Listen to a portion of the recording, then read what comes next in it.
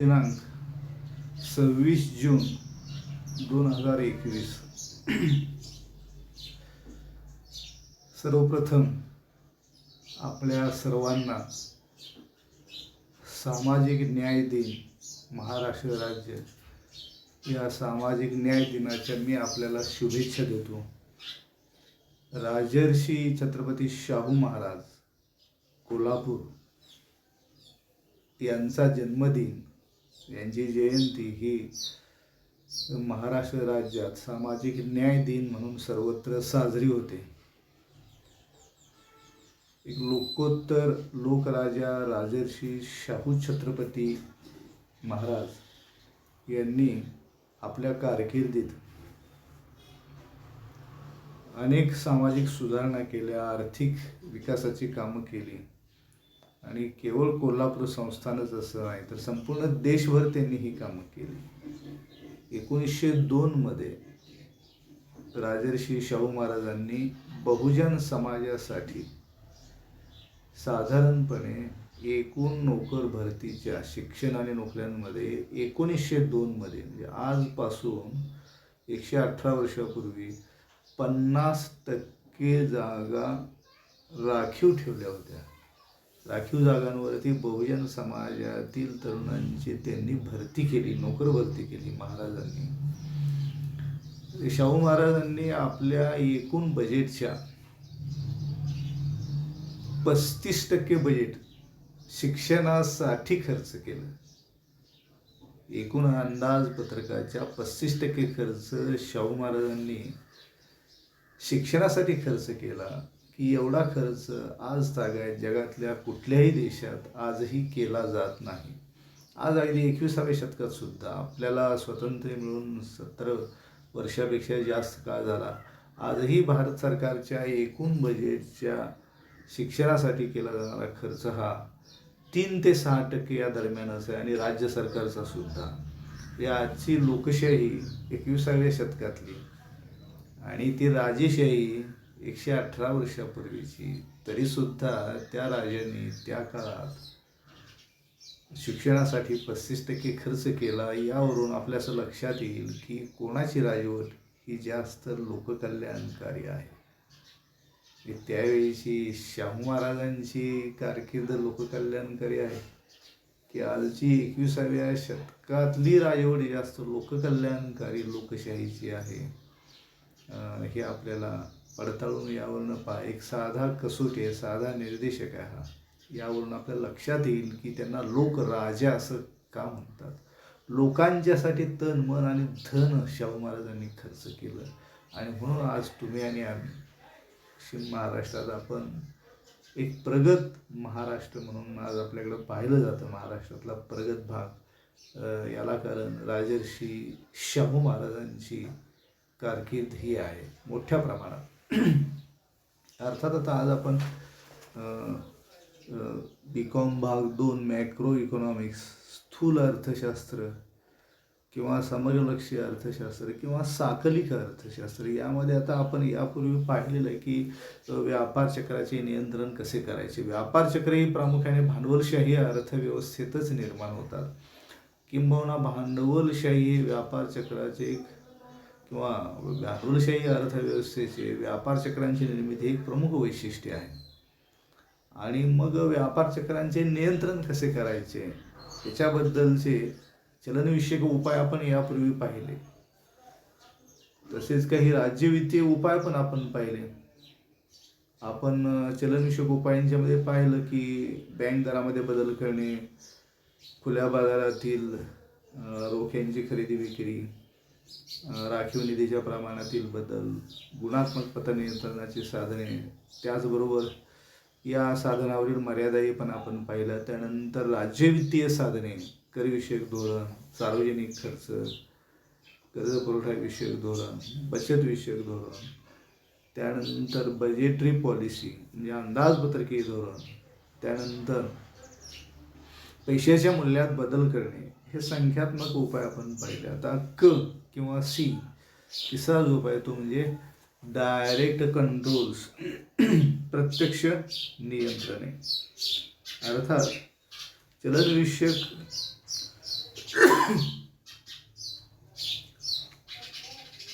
व्यापार चक्रांच्या नियंत्रणासाठी हा एक किंवा सी हा प्रत्यक्ष नियंत्रण हा एक उपाय आहे. याच्यामध्ये प्रत्यक्ष नियंत्रणामध्ये सरकार किमती नियंत्रित करते.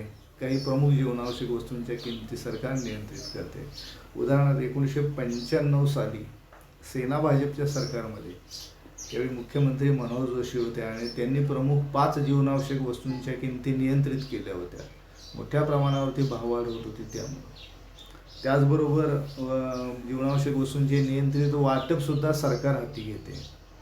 त्यानंतर पगारावरती नियंत्रण आणलं जातं सरकारी नोकऱ्यांच्या.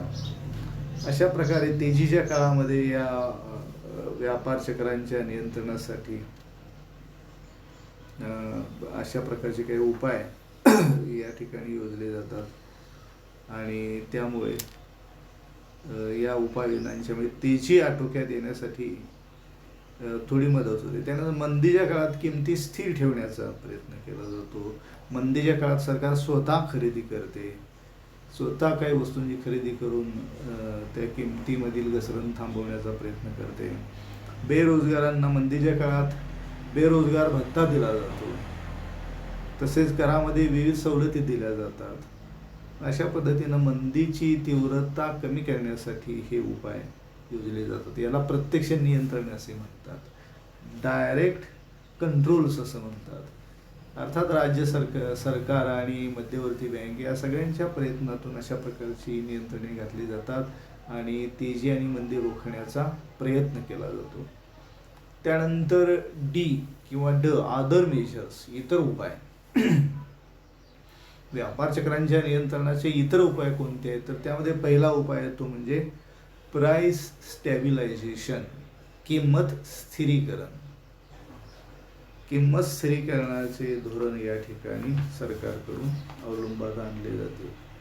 तेजीच्या काळात किमती सारख्या वाढत असतात, त्या वाढू नयेत यासाठी काही प्रमुख वस्तूंच्या किमती सरकार आधी ठरवलेल्या दराप्रमाणे निश्चित करून देते आणि त्यापेक्षा जास्त किमतीला त्या वस्तू विकता येत नाहीत. ते काही प्रमुख वस्तूंचे किमती या स्थिर ठेवल्या जातात सरकारकडून. या उलट मंदीच्या काळामध्ये सरकार ठरवून दिलेल्या किमतीला स्वतःच खरेदी करते. ते सरकारसुद्धा एक मोठा ग्राहक आहे की विशेषतः शेतीमालाच्या किमती कोसळतात अशा वेळेला सरकार हमी भावाने शेतीमाल खरेदी करते. उदाहरणार्थ महाराष्ट्र राज्यात कापूस एकाधिकार खरेदी योजना आहे सरकारची. सरकार शेतकऱ्यांच्याकडचा कापूस स्वतः खरेदी करते.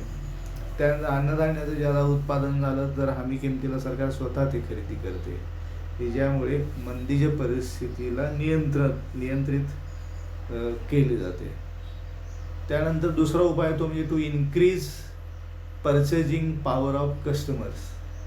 लोकांची खरेदी शक्ती वाढवणे मंदीच्या काळात विशेषतः. ते उपभोग कमी होतो, मागणी कमी होते, उपभोग कमी होतो, त्या बचत जास्त शिल्लक राहते. अशा परिस्थितीत मंदीच्या काळात उपाय सुचवला जातो की कामगारांचे वेतन वाढवावे. त्याचबरोबर कामगारांचे वेतन वाढवून त्यांची खरेदी शक्ती वाढवली जाते. सरकारी कर्मचाऱ्यांचे वेतन या ठिकाणी वाढवले जाते.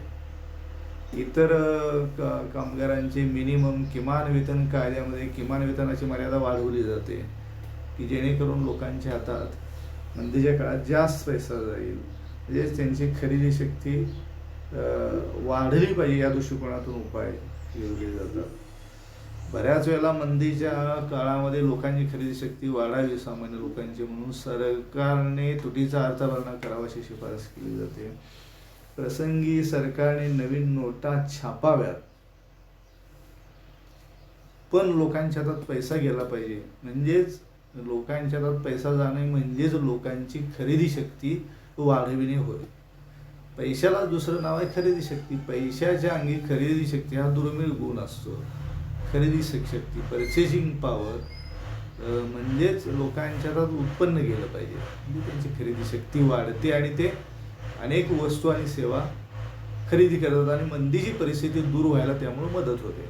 तिसरा मुद्दा आहे तो म्हणजे अनएम्प्लॉयमेंट इन्शुरन्स प्लॅन. बेरोजगार विमा योजना या सरकारने सुरू केल्या पाहिजेत.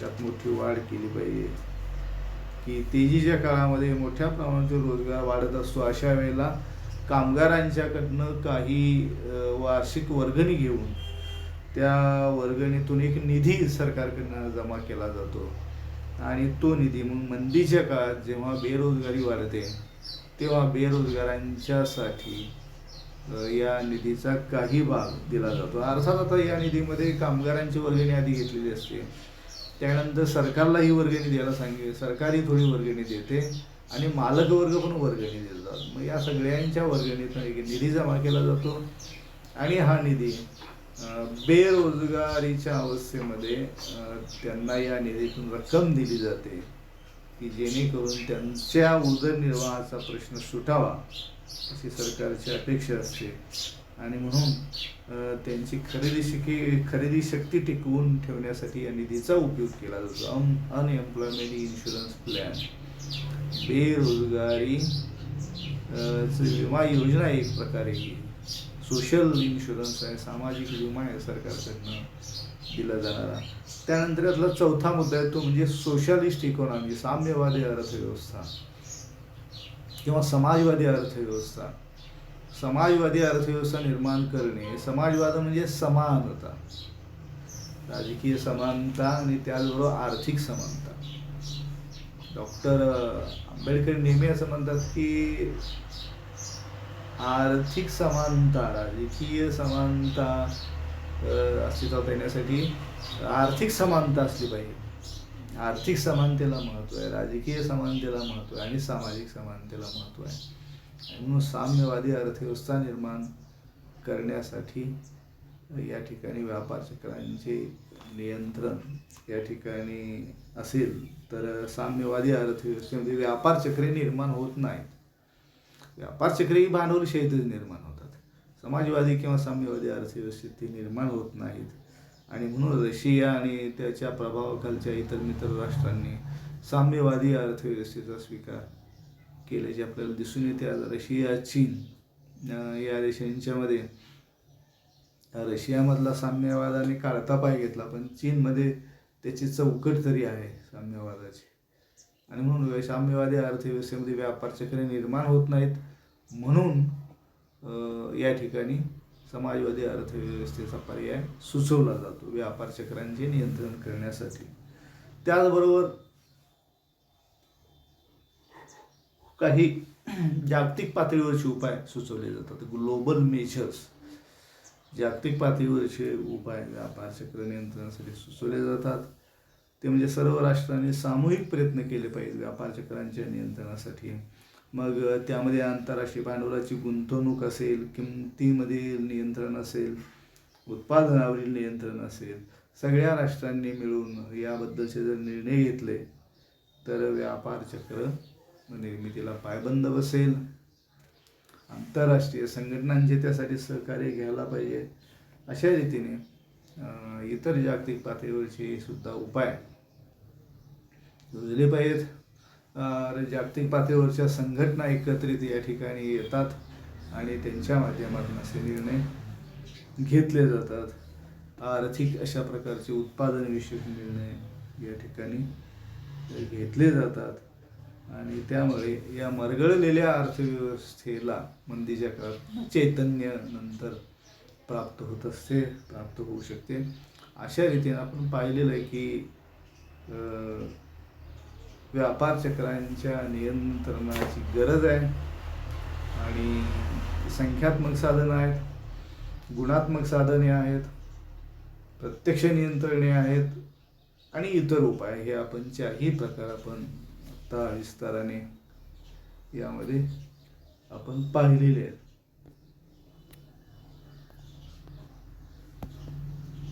आपल्या सर्वांना मी परत एकदा धन्यवाद देतो की या साम्यवादाचा जो पर्याय आहे तो आज तितकासा व्यवहार्य मानला जात नाही आणि त्यामुळं ती एक अडचण आहे, पण तो सुद्धा एक मार्ग आहे. आपल्या सर्वांना मी पुन्हा एकदा या ठिकाणी धन्यवाद देतो आणि थांबतो.